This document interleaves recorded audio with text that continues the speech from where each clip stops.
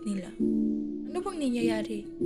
Yun ang siguro naisip mo kapag nakita mo yung tatlong na lalaki. Pero, wag kang mag-alala. Yun ang dahilan bakit nandito ako.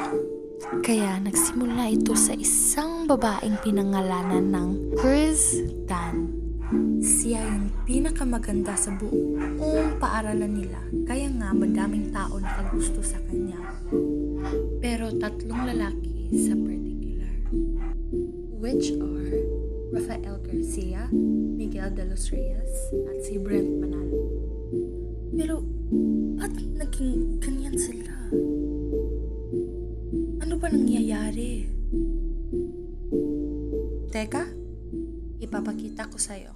Si Chris, ang ganda niya. Oo na nga eh. Pero ko lang ang hirap niyang lapitan. Guys, it's been 3 years. We should make a plan instead of just staring. Pero parang ayaw ni Chris sa kanila.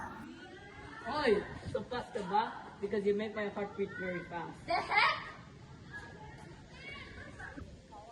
Chris, para to sa'yo.